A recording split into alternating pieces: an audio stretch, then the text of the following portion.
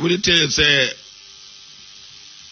we're going to have certain speakers on the program. Yeah, we're going to have certain speakers on the program. And one of the pre-speakers them is a man we are playing for years now. For years, we are playing on the cutting edge or so. And with the response we get for him philosophy and him lectures is wonderful. Well, you know, people of Jamaica, we have the man live in the studio in the night, you know. Yes, the man just come off our plane and ready to bounce the thing. We want to hear up Dr. Hagins. Hagins, pronounce your name, sir? Higgins. Higgins. Ray Higgins. Okay. Yes. All right, sir. Ray Higgins. You know, the first thing I'm going to ask you, what decent reverend, Christian reverend, becomes such a terrible person? Tell me, I mean, it's unbelievable that a man who has been in the church and praising the Lord and Jesus Christ and becomes such a terrible person. How that possible? Brother Baraka, it is so good to be here with you, man. I'm honored. Thank you so much for having me on the show. And the best way I can answer that question, brother, is to say it was simply God's time for my eyes to come open. You know, being in the Church of God in Christ, a Pentecostal pastor and preacher for over 25 years. And I was invited to participate in a meeting of black men one night on how we could empower our community as black men. And while at this meeting, the meeting had not even started, and I heard a brother say that the original virgin-born Christ child was Horus of Egypt. And my programming kicked in, my brainwashing kicked in, my training kicked in, which according to the book of Jude says, contend earnestly for the faith. Now, contend means to fight. So my programming said fight in defense of what I had been taught. So I stepped to this brother and I said, "Excuse me, brother, what are you talking about?" And he said, "About what?" He wasn't even talking to me, but I overheard him say that the original virgin-born Christ was Horus, not Jesus. Yeah. And when he told me that, man, Baruka, I went off on this brother, man. I blasted him. I said, "Satan, the Lord rebuke you. The blood of Jesus is against you. You're an evil one. You come to hinder, but I bind you in Jesus." And the other brothers there said, "Well, Rev, calm down, Rev." And I said, "Satan, the Lord rebuke y'all too. I rebuke all of y'all." And I left the meeting. Yeah. And for one solid year, man, on my radio show out of New York, I blasted these brothers. I literally felt it was my duty to warn the black community about these people, about these satanic agents who look just like me. Yes. But I saw them as agents of the devil. Yes. And man, about 3 years later, I went into this old bookstore and saw a book that was entitled Osiris and the Egyptian Resurrection. Now, the only resurrection that I'd ever heard about Jesus Christ was the resurrection, resurrection of Jesus Christ, you know, and those who believed in him. Mm-hmm. And when I opened the front cover of the book, it said the chief fundamental belief of each Osirian's religion was their hope of resurrection in a transformed body, which could only be realized through their belief in the death, burial, and resurrection of Osiris. And brother, when I read that, I said, what is this, man? And as I perused further through the book, I saw that Osiris, which is what the Greeks called Asar of ancient Egypt, I saw that Asar or Osiris had a son named Horus. And when I saw the word Horus, brother, my mind went back immediately 3 years to what this brother was talking about. I said, this is what this brother was talking about.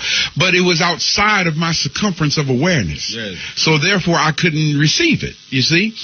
And, man, that was the beginning of my turnaround. And Brother Baruka, the more I researched to try to find just a small piece of something, man, to hold on to the lie that I had been taught, the more research I did, the more I realized how much I had been lied to. And then how much I was also preaching that lie. All right, so make I ask you something now. You preach Jesus for 25 years in your church to the congregation. Yes. And then you come upon this new truth. Oh, you go back to your congregation and tell them, say, why you have been telling them a lie. Yes. Oh, you do that?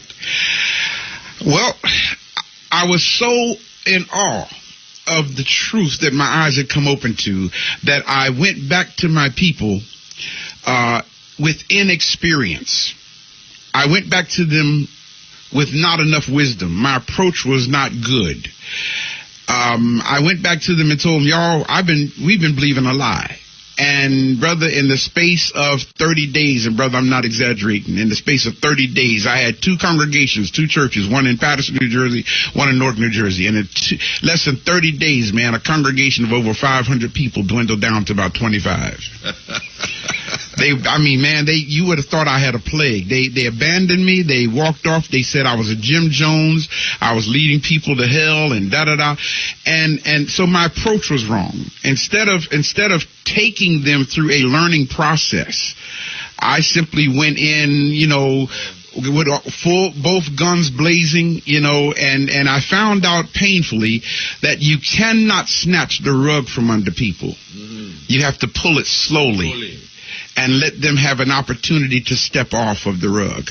Because if you snatch the rug, they'll fall and hurt themselves. Yes. And then you will be able to pick them up. Exactly. Yes. So, man, I ended up leaving the ministry. I left the ministry in 1993. And I engaged in a 5-year full-time intensive research program. I did the homework. Of course, my teacher, Dr. John Henry Clark. I sat on, I became very close friends with Dr. Asa Hilliard, Malefi Asante. All of these brothers, became my mentors and teachers. And brother, after 5 years, I efficaciously returned to the pulpit, and I had a new way of teaching now. Yeah. Instead of just telling people, I like my favorite line now, if you've heard my messages, is don't take my word for what I'm saying. Go investigate. Go do your own research. Let me ask you a question. You think you find the truth, or you think you find a truth? Right now, at where it is, because at the time when you was preaching Jesus, you think you was at the truth. Man, when I was preaching the program, and so that everybody, all of the listeners are clear, what I was preaching was what the Roman Catholic Church, teacher, had taught us, as you guys so very aptly displayed in the movie Sankofa. Yes. You see what I'm saying? Yes. I was teaching what the Roman Catholic bishops decreed as doctrine in church councils. And of course, I honestly thought I was teaching the truth. Yeah, that's what I was asking now. If at that time you thought you had reached the truth. Oh, man, yes. In fact, I knew I was teaching the truth. And brother, it was so devastating for me, my brother, that when my eyes came open to the fact that everything I had been believing was stolen, copied, plagiarized from our ancient African ancestors and then represented back to us under a European image. Brother, it devastated my own mother. My own mother, Baruka, would not speak to me for 2 years, man. I mean, my mother said to me, and I quote her, she said, Ray, the Bible says, if any man come unto you and bring not this doctrine of Jesus, don't receive him into your house. He's from the synagogue of Satan. Yeah, man, right, and brother, I can't begin to describe to you the pain of my own mother. Not speaking to me for 2 years because of a truth that I had come to find. And when I tried to share it with her, her attitude was, I don't want to see that. So the question is now, what I'm asking now is, at the point where it is right now, do you think that you have found the truth, or you think it's a truth? I like the way you said that. I like the way you said that. One of the things that I had to define is I had to answer the question, what is truth? Okay, and I think we all need to ask that question.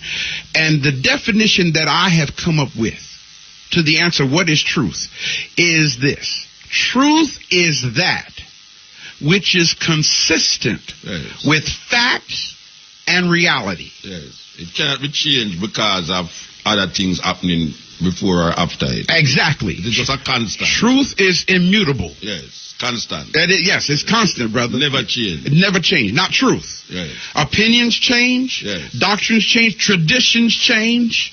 You see what I'm saying? Human scruples change. But the truth is that which is consistent with fact and reality. Yes. So when I say that I found the truth that I came to grips with was the fact that I had been lied to.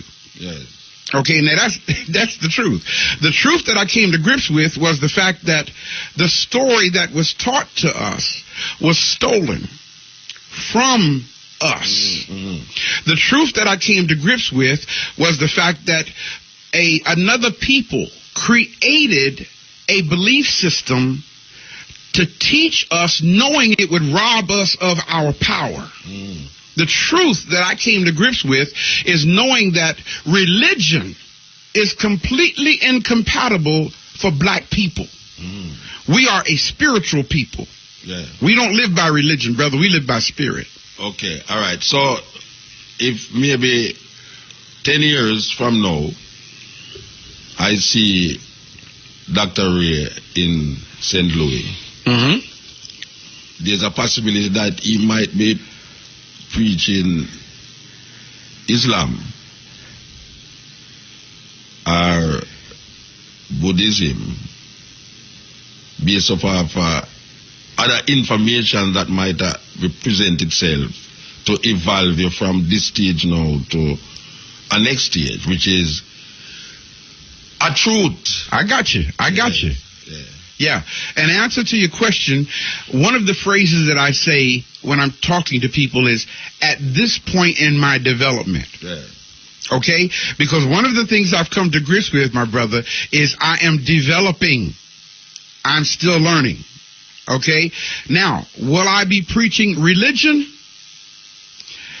I don't think I'm going to ever devolve. Notice how I'm saying that, okay? Yeah. To the point where I'm going to preach religion, because religion, I have found that religion is the deification of someone's culture. Okay? When you say Islam, that's the deification of an Arabic culture. Yeah. When you say Buddhism, that's the deification of an Oriental culture. Hinduism, you follow what I'm saying? Yeah. Christianity, it's the deification of a European culture. Yeah. Okay? And the deep thing about religion is about making people think that this is what God said about something. That's what religion is. Yes. Okay? And we have to actually get to the point, if we're going to empower ourselves. And this is why I'm so excited about being here for the Marcus Garvey celebration. Yes. You follow what I'm saying? Because Marcus's message, even though he was dealing with us at a certain point in our growth and development, Marcus's message was, as you so well know, up you mighty people. You can accomplish what you will. Yes. The reason why we're not accomplishing what we will is because our will has been snatched from us. Yes, yeah. And has been supplemented with doctrine and indoctrination. And we even pray. Mm-hmm. We pray, Lord, not my will, but thine will. But thy will be done. Yeah. Okay? To even say not my will means you have surrendered your will. Of course. You follow me? But that's what religion does to us, bro. Yes. Even as it is, how it is written in the Bible about the 10 Commandments, thou shalt not, instead of not have I. In the Egyptian Kemetic understanding of it, it's you take personal responsibility for the things that you do. Yes.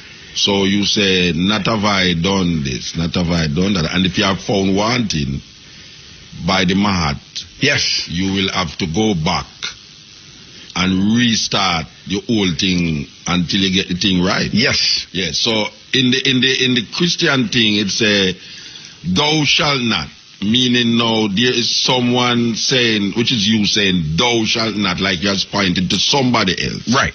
Thou shalt not, instead of I shall not. Right. Exactly. Yes. And see, again, this whole concept is putting in our minds from childhood the subliminal concept that this is what God said. Brother, brother, man, listen, let me calm down. Who dares try to tell somebody what God said? We don't do that, man. Like him have a phone number for God. Yeah, you know. You know, the thing that's deep about African spirituality is each one of us can hear the voice of the Almighty in us. We don't need somebody to tell us what God said. Usually when people say that, it's what somebody wants you to think that God said. That's what religion is all about. So therefore, it ends up becoming a control mechanism. And we're not free as a people.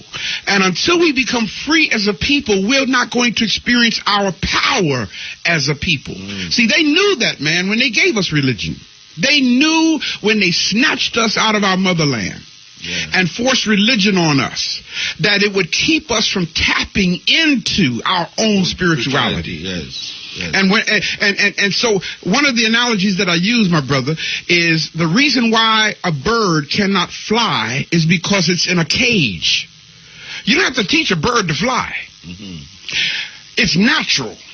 Spirituality is natural for us. The reason why we're not experiencing our spiritual power is because we're in a cage of people's standards, or a cage of people's concepts. Of religious beliefs. Thank you, brother. Yeah, we have a lot of religious beliefs that bind to that cage. Thank you. This is the cutting edge on RFM. We're talking to, I should say, Doctor Brother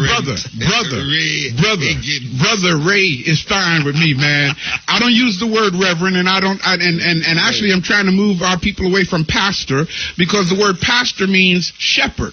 And in order to be a shepherd, the people got to be sheep. And sheep are the dumbest animals on the planet. They don't think. You see what I'm saying? So I'd rather just say Brother Ray, or Mwalimu, which means teacher. Okay. All right, you're going to present a lecture on Sunday. I know that, but we have 4 hours for this program here, and I don't know how tired he is. Hey, man. Brother, it's an honor to be here, brother. Okay, because I'll sleep after it's over, this brother. This is a marathon program, you know. This is a marathon program, and because I know that the listeners is so overwhelmed when they were told that you're going to be live in the studio. It's like, wow, you know. I'm honored, brother. We are going to the studio with Mutabaruka. Can't miss that. All right. So me could ask, you know, the thing. You say you lose a lot of your church membership. Now you start a different kind of gathering now. It reached 500 yet? Oh, man, we are way over that. I have 185,000 listeners just to Black Liberation Radio. On the radio? Yes. 185,000. Yeah, our headquarters is in St. Louis. We have an African village in Atlanta, an African village in Memphis, African village in Baltimore. We are in Charlotte, North Carolina, Detroit, Michigan, Chicago, Illinois, Youngstown, Ohio, Cleveland, Ohio, and Lakeland, Florida. We're growing, man. Yes. We're growing.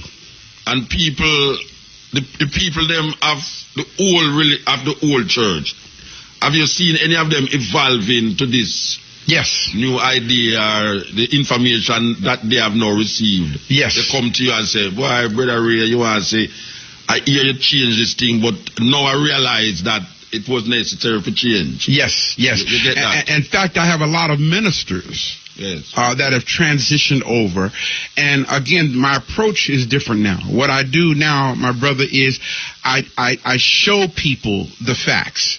And again, I always say, don't take my word for what I'm saying. Go do your own research. I'll give the facts and say, now listen, go validate what I said. You see? That's something I do on this program. You know, I say something and I say, look, man, information that we're going to find out if it's true or lie, me I tell. You know, it's necessary and important that you do. You have a whole heap of youth follow you, or it's just old people like me follow you? You have a whole heap of young people in the church, or just old people like me? Actually, most of my followers now, and I don't like to use the word followers, most of my students, most of the people who are part of our fellowship are older than me. Okay. And I'm 60 years old. So you don't have no young people in your congregation? We do have some we got a lot of them. We got a lot of young people, especially our group out of Baltimore. They're all young people, under 35 years old. So how you do it? You shift from one state to the next, like when you keep your meetings. What you do? Are just on the radio you reach everybody? That's exactly how we have grown. People listen to Black Liberation Radio, and I get a phone call from someone saying, Doc, we would love for you to come and speak in our city. And, for example, we're getting ready to open an African village in Dallas. I was asked to come to Dallas. I have a strong listener base in Dallas. And then they want to start an African village fellowship. Okay. So that's how it's been growing. And the deep thing about this, man, is I have not been trying to do this. I'm not trying to grow anything. You know, I told the Almighty and the ancestors, I just want to teach the truth. That's it. You know, and as a result of just teaching the truth, man, people are hearing it. And the deep thing about it, the brother said it to me this way. He said, Ray, truth is that which rings like a bell when you hear it. You know, and he said he heard, and his eyes opened up, and hey, man, and that's how it's happening. All right. What is the problem with the idea? Like, for instance, the Bible is the authority of most of us understanding of this God that speak about, and this man named Jesus supposed to be the gateway to this God. What is the problem where people find comfort in believing this thing, even though people like me and you, I tell them, say, this thing is ignorance, is not bliss, but people believe it and find a kind of comfort in it. What is the danger of that? Because people live out their whole life and comfortable with it, and now we come down and tell them, say, you know, it can't work away there, but it did not work for them for years. And actually, it has not worked. For them, all you have to do is look at us as a people. All right. Okay? My brother, there's no group of people on this planet that is more committed, more loyal, more faithful to the teachings of the Roman Catholic Church than black folk. And again, forgive me for kind of keep going back to this, brother, but the movie Sankofa, which I first saw you in. That scene where the Roman Catholic priest was whipping Lulu. You see what I'm saying? And making her vow. And when he was walking Joe through the church, convincing him and programming him, that's what has happened to all of us. That's why I love that movie so. Now, what's deep about it is this. Show you how awesome the African mind, not just the African mind, the mind, period, but especially the African mind. By profession, I'm a psychologist. That's my profession as a doctor. I'm a cognitive psychologist, not clinical, but a cognitive psychologist. Explain what that is. A cognitive psychologist is the study of human behavior based on what people believe. Okay? And of course, church folk pretty much pushed me into this discipline of study. There's a thing called an egregore. Now, most of our folk have no idea what an egregore is. It's spelled E-G-R-E-G-O-R-E. And as I say all the time to the listeners, don't take my word for what I'm saying. Write it down and look it up for yourself. It's E-G-R-E-G-O-R-E. An egregore. Brother Baruka, an egregore is what is called the manifestation of a person's thought processes. In other words, if a person believes a thing hard enough, their thought processes will produce what we as psychologists refer to as an egregore, which is a manifestation, whether it's an emotional manifestation, a physiological manifestation of what they think and believe. So for many of our people, they experience an egregore And so therefore they think their belief is real. Yeah. You follow what I'm saying? Yeah. So once a person comes to grips with the facts, see, there's a difference between a fact and faith. When you believe a thing, that means you don't know it. You don't have to believe I'm sitting at a microphone. You're looking at me sitting at a microphone. So you know I'm sitting at a microphone. You follow me? When you don't know a thing, you have no recourse but to believe it. For most of us, Doc, it's about belief. Now, when you have been deracinated, meaning cut off, when you have been lied to about who you are, when you have been told that you are a sinner, and you were taught that from childhood, when you've been convinced that there's nothing good in you, then you begin to have such low self-esteem of yourself that you actually begin to reach for whatever concept is there that will help you to have a sense of hope. Yeah. And this is what religion has done for us. And so, yes, a lot of our people believe, and as a result of believing that someone is going to make things better for them instead of them making it better for themselves. Yeah. They put their trust in that. They put their hope in that. And they get joy about what's going to happen one day. Yeah. It's not happening right now. Yeah. Follow me? One day it's going to be all right. Yeah. And because we don't have anything to lock on to as far as where we came from and who we are and what we are. Now, Doc, listen, the powers that be know who we are. And they know what we are. And they know what would happen if we ever return to an awareness of ourselves. So they must never. One person said it this way. When you have told so many lies over the centuries that to tell the truth about one of your earlier lies will cause you to lose all that you have accomplished, you must never, ever tell the truth. Yeah. So those who lied to us must continue to lie to us. Unfortunately, I was one of those Who was lied to and then trained to tell the lie. To tell the lie. And perpetuate the lie. Yes, sir. We can repeat the lie. Yes. Yeah. Man, I mean, I got my master's in religious education. I got a bachelor's of theology. I got a master's in sacred literature. Yeah. And I hold 2 doctorates in the program. Okay, so I'm very well trained in the lie. In the lie, bro. Don't make me think about it, man.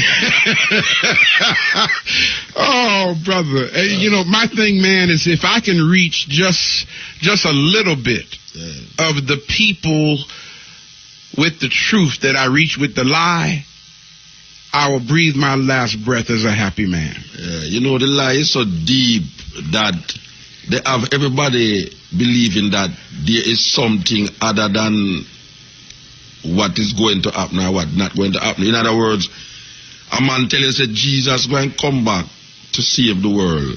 But you yourself will never see that day. It'll never happen. But you believe that it's going to. You know, they say most Americans believe that they are going to live in the time of the rapture. Most Americans believe that. Well, now, here's the deep thing about that, my brother. If people would simply read the Bible. See, this is why I like to take people to the Bible. I like to take them to the very book that they believe in. The Bible actually tells us that the rapture is not going to happen. It tells people that. But those verses are not preached from pulpits. All right, we're going to give the people, since we're going to go to the Bible so much in the 4 hours, we're going to give the people them a time to go for them Bible, because I know you're going to refer to the Bible in many, many ways. This is the Cutting Edge on RFM. Before we go to the break, we was talking, you say, about the rapture. And you say, the Bible says there will be no rapture. That's correct. Okay, so you have to explain now why you say that based upon our biblical. Now, you know where the point that we're at right now is the point that I was at when I tried to tell my members of the congregation that they had been taught wrong and everybody ran off and left, right? No, well, them used to this program that way. Oh, okay, because... They're going to call them friends to turn on the radio. They're not going to run, trust me. Okay, good. Well, the reason why I say that is because the Bible actually declares. Now, I'm only doing this because I realize the masses of our people are still stuck there. You follow me? So let's go to where they are. A good teacher is one who has the ability, like a school teacher, who may have a master's in education. A good school teacher is one who has the ability, with a master's in education, to go to a second or third or fourth grade classroom every day and relate on that level to those children, because the job of the teacher is to provide the information necessary for the student to move to the next level. Okay? Having said that, for those who are listening and want to, really see this, all you have to do is turn to Matthew, the 24th chapter, in the Bible, and it actually says, plain as day, and let me get it here, Matthew 24, I had it, where did I do with it?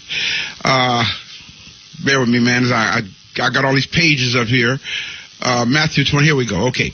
Let's look at Matthew, the 24th chapter. Now, instead of reading this whole thing and taking up all this time with a lot of Bible verses, the 24th chapter of Matthew is the chapter about the rapture.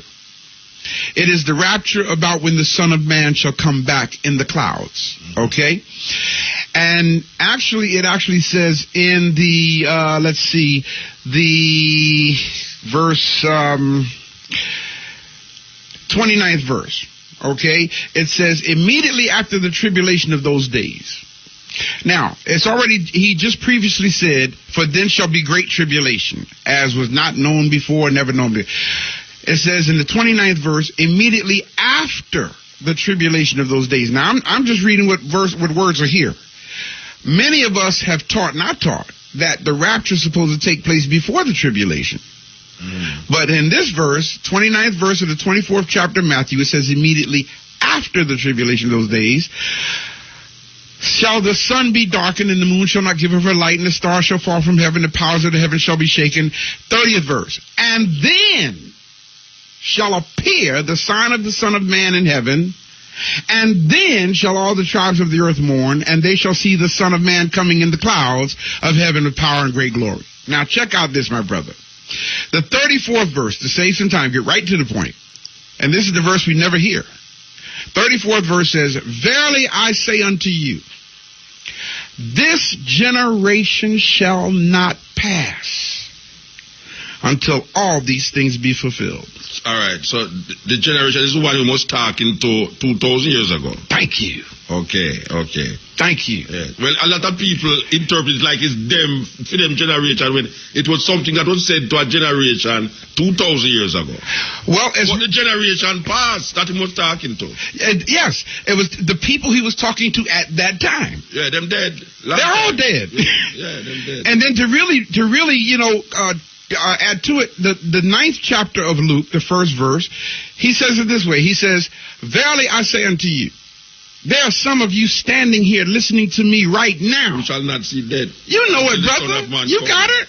You got it. We have to know these things, because when we see certain things, we have to really know exactly why we don't believe it. Because we know it, and we know say it's a craziness. When him say, there's many here. Him is talking to the people who is standing in front of him. Standing in front of him, brother. He said, there's many here that shall not see death until the Son of Man appear. You got it. Those people dead long time and they never appear. Thank you. Yes. Thank you. So how did we get to, twist it up so to make it look like, say, he was talking to we? Because, one of the things that I teach as a psychologist, and that is this, the greatest and most dangerous psychopathology is the belief in something simply because you want it to exist. Yes. Or you need it to exist. It's like you cut off your foot to match the shoes. Yeah. That you cut off your foot that you can't fit in the shoes. Yeah. Yes. And that's where the masses of our people are. So my assignment, you know, I understand that God allowed me to become a master of sacred literature, to become have a master's in theology. My assignment is to be able to show my people how we were have a master's in theology. My assignment is to be able to show my people how we were misled, how we were bamboozled, how we were blindfolded. You see what I'm saying? And usher them back to remove the cage, Doc. Yeah. To remove the cage, because we can't fly. Yeah. Not because we don't know how to fly. Yeah, but the cage. We can't fly because we're in a cage. Yes, yes. So my assignment, man, is to remove that cage of religion, of European traditions, okay, that has disempowered us. Yeah. You know, the first time a brethren sit down and we go through that same reasoning about there's many here that shall not see death until the Son of Man appear. I said, but wait. But them people, they're dead and them never come back. That's right. It's like a bulb just clicking at me. Okay. I said, but wait. All we get to really attack like the thing was talking to 2,000 years after that. It was talking to 2,000 years before now. And everybody that's listening to us right now, if they read that, they see it. Yes, of course. They see it. Okay. I can't quote it word for word. Yeah, they see it. You know, the thing is, I've shared this with pastors. Yes. And I said, you know, not because I'm trying to hurt other pastors. Yes. But brothers, if you really love God, like you say you love God, yes, and if you're really serious about ministry and healing our people and setting our people free, then we must tell the truth. Yes. Okay? Baruka, you'd be surprised how many pastors have said to me, man, I don't want to see that. Yes, yes, yes. They turn their head, man, I don't want to see that. Because if they see it, then their conscience mandates that they must do something about it. Of course. You know? I spoke at the theological college in Jamaica invited me, and I was speaking, and I was told that the information that I was presenting was what they learned at the theological college. So my question was, then if you learn this thing at the theological college, why would you not go out there to minister to the people them? You know, go back to the old time things. Right. That, you say, why you don't talk about the things them now that you get in this theological college to make you get a clear and the people them can wake up out of the illusion. They must say, well, you know, Muta, you know, we gone bad a man and can't go good evening. In other words, it gone bad already. So them just going to continue to make the thing go bad. And I say, wow, that is deep, man. There's an old phrase, man, we sing, that we say that God told Moses to go tell Pharaoh, let my people go. The pharaohs of today, man, and to any pastors that's listening, brothers and sisters, I don't mean any disrespect. Please don't take it that way. I'm speaking from the deepest part of my heart. My passion is to see our people empowered, to be healed, to be raised up, like our warrior and elder, the Honorable Marcus Mosiah Garvey decried to us, man. You know, we have to get up from where we are, because we can accomplish what we will. Yes. We can do it. Of course. One of the, you know, so pastors, I don't mean no harm, but the pastors are the pharaohs today that's keeping our people enslaved. They're keeping enslaved intellectually. They're keeping them enslaved spiritually. See, here's the thing, man, and I had to come to grips with this as a pastor. And here it is. When those who depend upon you learn what you know, they don't need you no more. Yes. You see? And in order for many pastors to stay in business, and I got to call it like it is, man. Doc, listen, when I was preaching Christianity, I made big money, man. I'm not going to lie. I mean, it look like you still have big money, though. Anybody can pass the look test, man. Well, you know, and I tell people, I mean, I'm a doctor. I am a doctor. I'm a musician. I own my own music company, so my money doesn't come from ministry. You see what I'm saying? Yeah. But I do try to look good, man. Yeah. Yeah, but we got to set our people free, Muta. We got to set our people free, you know. Stick a pin. I want to go back to something you say, because I realize that this is also a residue from the old European idea. When you said that the pastors are the fearers of today, you insinuating that means that you are buying into the idea that there was a group of people named the Israelites who was enslaved by a group of people named the Pharaohs, which I personally would not give credence to that, because then now it demonized Pharaohs to make me start to believe that the Pharaohs were some evil people. I'm glad you said that. Putting some slaves in things. So we keep saying the Pharaohs like the Pharaohs are some wicked people. Like, you know, not understanding. I got you. I got you. And I thank you for that, because nothing can be farther from the truth. You follow me? I was saying that in the context of the enslaver. And we were taught.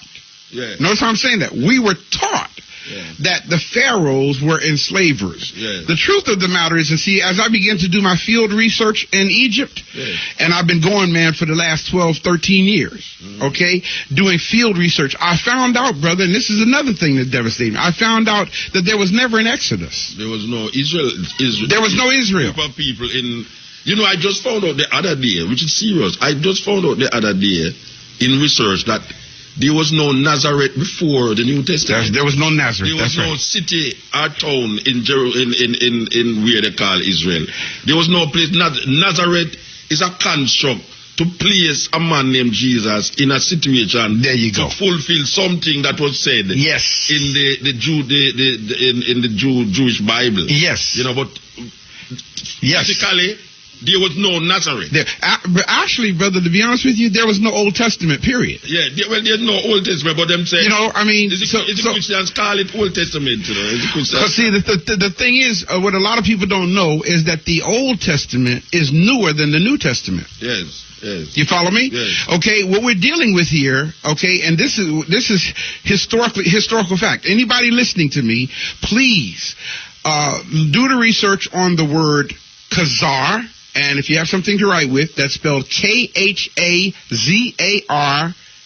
Khazars, and Ashkenazim. Ashkenaz, Ashkenaz, Ashkenazim, with an IM on the end, meaning plural.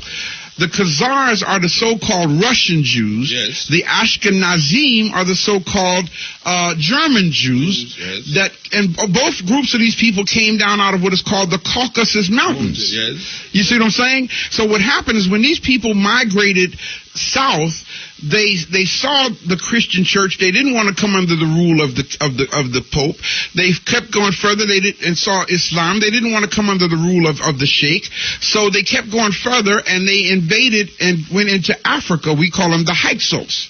Yes. You see what I'm saying? And they came in and saw the spirituality of the Northeast African Nile Valley people. Yes. And what they did is they copied our story and then wrote themselves into it, thereby creating or making an Old Testament story that starts with a guy named Adam. Yes, and then what they did also was when they came out of Kemet, years down the line, when England became powerful, the British gave them a piece of land that they now call Israel. Thank you, brother. And they occupied and maintained that Egyptian idea. Yep.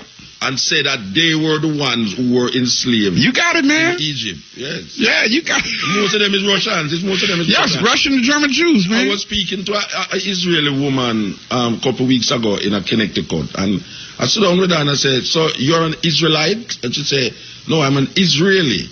But she gives credence to the Jewish tradition, and she's saying that I am a Jew but my parents came from Russia.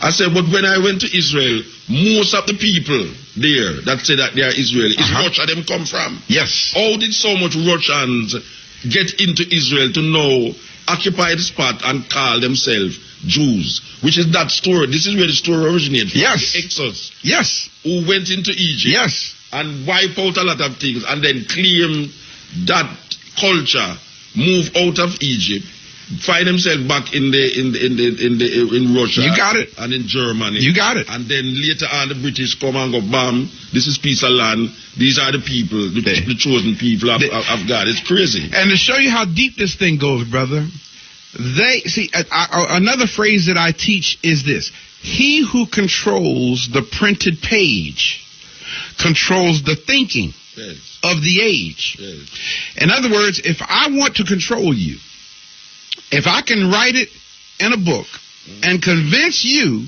that what I wrote is the word of God, I got you, man. Yeah.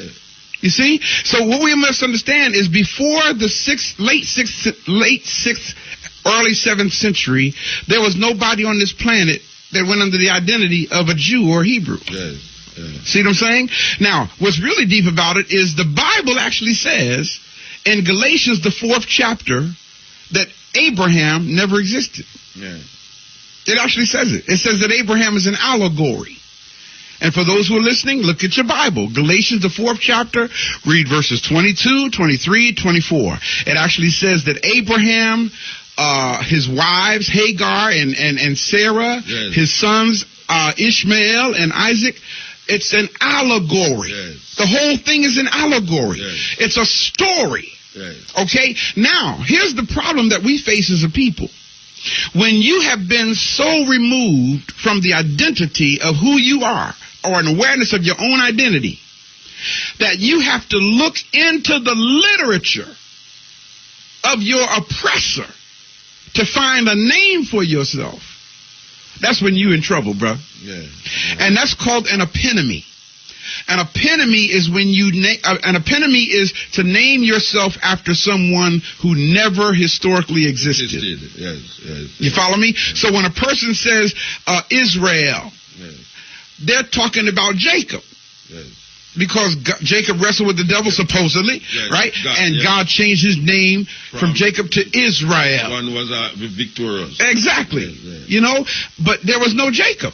Yes. And there was no Jacob because there was no Isaac. Yes. And there was no Isaac because there was no Abraham. Yes. You see? It's all a story, man. It never historically happened. So when our people come to grips with this reality, you know, and it's a painful thought. Please, those of you listening, understand this is a very painful process, man. When your brother, I had reached the point of suicide, Muta. You know, because my mother stopped talking to me. The girl I was engaged to took the ring off and threw it at me because she said I was satanic. My friends, I had an open door policy to preach from coast to coast, border to border as a national evangelist.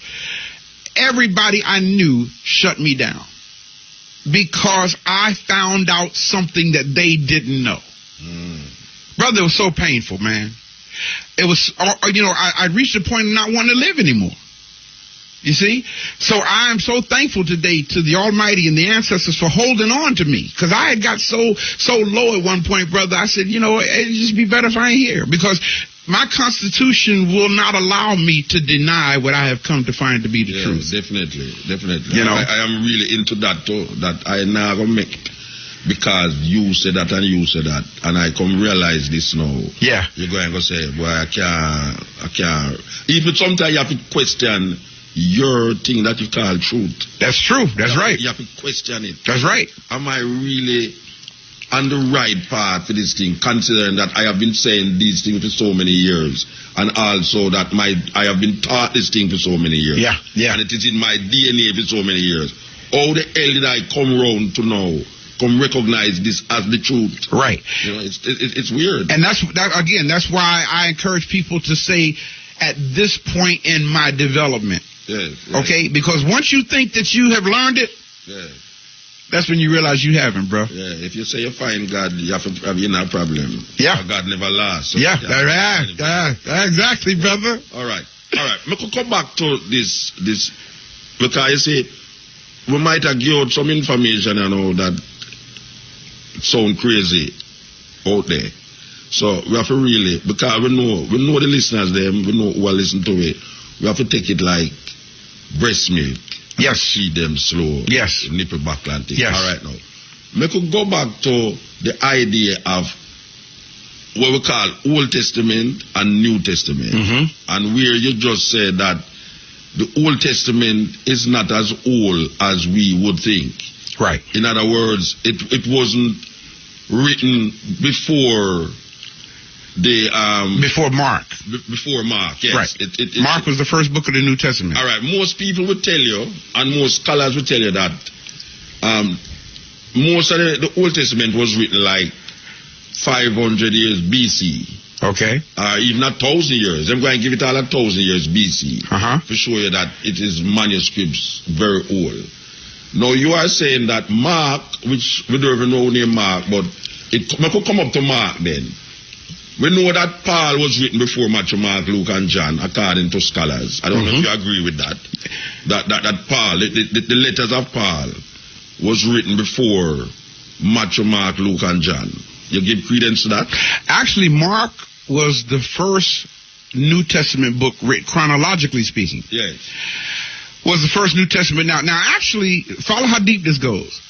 We are still talking about something that didn't happen. Yes, but in terms of in light of the information that is yes, it is understood, okay, in the realm of theology. Yes, in the realm of theology. Or bibliology, that Mark was the first book gospel, written. Yes.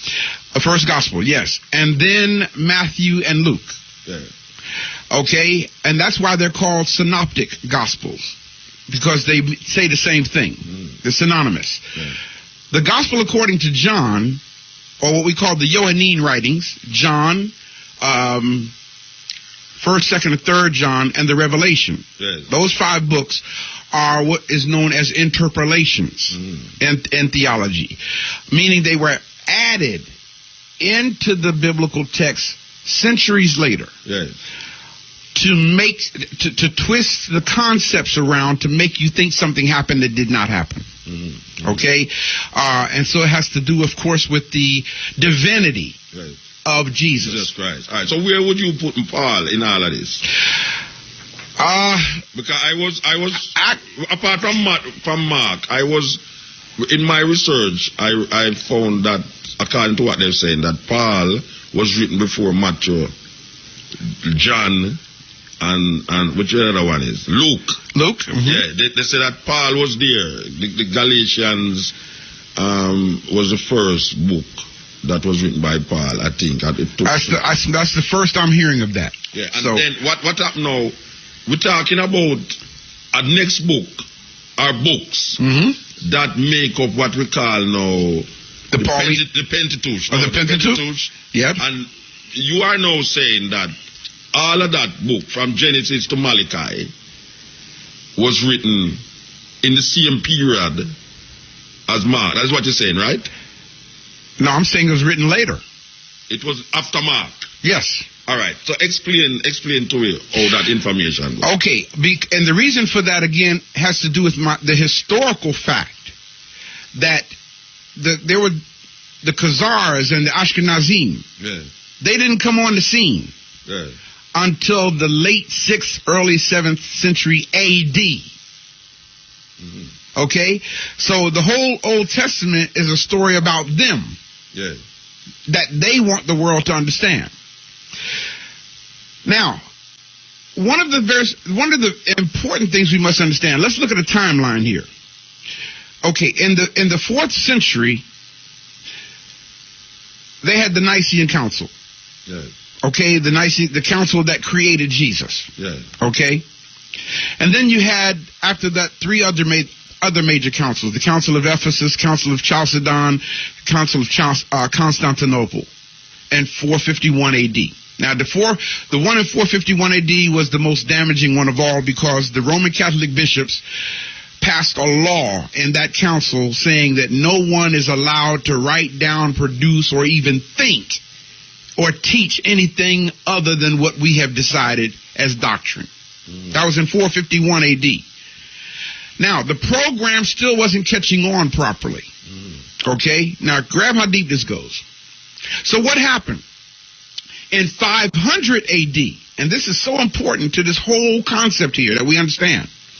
In 500 AD, Europe thrust the world into what they called the Dark Ages.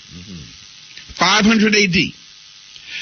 For 1,000 years, from 500 AD to 1500 AD, was the period that they called the Dark Ages, or they called it medieval. Okay, I call it a 1,000-year period of the suppression of information. You got to keep in mind, they went into Africa. They destroyed the libraries of Alexandria. They passed laws that if anyone was found with any of the writings of Africa, they would be put to death. So here we have a 1,000-year period of fabricating a new story or stories. Around 1456, around there, this guy who's a Jew, supposedly, named Johann Gutenberg. Now, this is not religion what we're talking. Yeah. This is fact. Johann Gutenberg invents something called the printing press. And the first book he prints is a Bible called the Gutenberg Bible. That's the first Bible printed. What we must understand is this. Don't think for 1 minute that the powers that be was going to let this dude, Gutenberg, print the truth after they spent 1,000 years creating a lie. So what we must consider is, again, that's why I said he who controls the printed page controls the thinking of the age. We're looking for literature to tell us what happened in history. But if the authors of literature documented their European historiography, then we got it all wrong. So from 500 AD to 1500 AD, they spent 1,000 years creating a lie. And that's where we're basing everything. Everything we talk about now is coming out of that 1,000-year period. All right. Let me stick up in there. The Gospels, yes, Matthew, Mark, Luke, and John, right, is quoting what we now call the Old Testament to validate what was happening in their time. Now, when you say quoting the Old Testament, what do you mean? For instance, let's say a child shall born and he shall be called Emmanuel. Emmanuel. All right. So he's taking something out of a book named Isaiah. Actually, it didn't. What is it? No, wait. I'm talking about the Bible that we have now, You're talking about Matthew. Yeah. Where it says that's the fulfillment of Isaiah's prophecy. Yeah, that's what I say now. So he's quoting something that is supposed to be in Isaiah, right?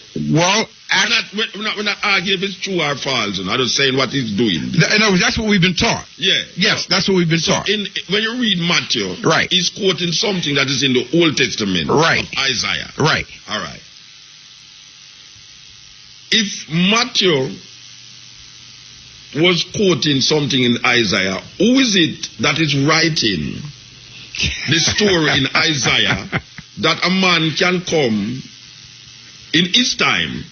Because according to what you say now, that these things was written long after Matthew said this. So we are saying, what you're saying is that Matthew is quoting something that was not written. That is what you're saying, that Matthew was quoting something that was not written, because that is correct. It was written after Matthew. That's correct. So how did Matthew get to quote something that was not written until after him? See, this is the fabrication. Yeah.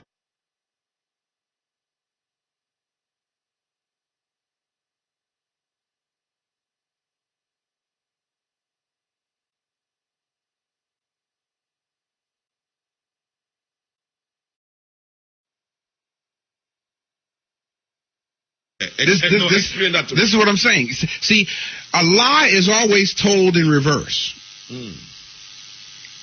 You grab what I'm saying? Yeah, so you're saying that it was written before Matthew said it, and then Matthew quoted just to... Well, see, actually, Matthew did not quote Isaiah. That's what I'm saying.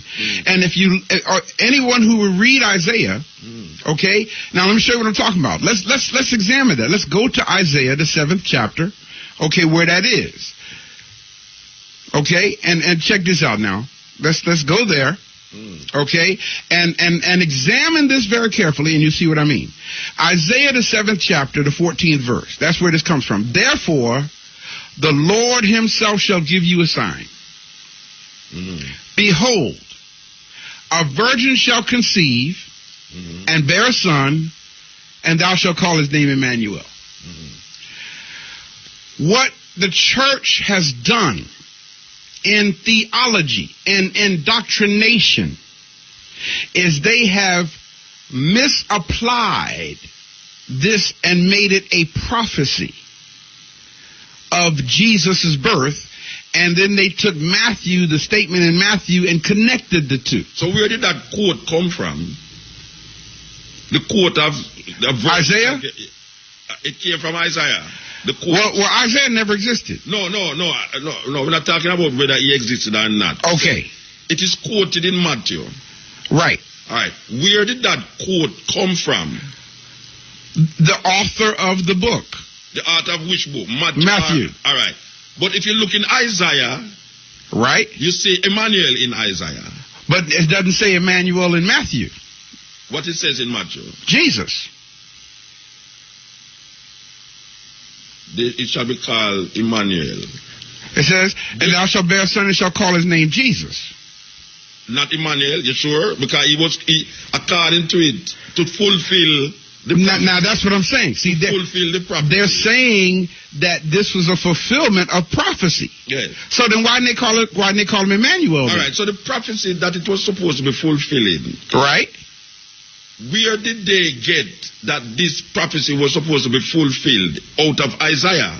That's called, in theology, segmented biblical attention. That means what? That means when you take certain verses out of the Bible and chain link them together to come up with a doctrine. So which one was written first? The quote in the part of Isaiah that he's referring to, or the quote that Matthew is alluding to in Matthew? Which one of them was written first?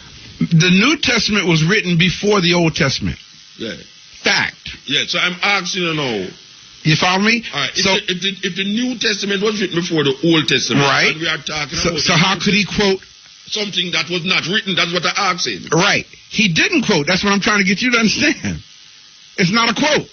So where did it come from that says, as it was said in Isaiah, when Isaiah was not written? Now, this is what happens when the Roman Catholic Church interpolates. This is what I mean by the interpolation. To interpolate means to change things around so that you can come up with an idea that did not exist before. That's what an interpolation is. So you are saying, all right. You see, well, I get it clear now. I got you. All right.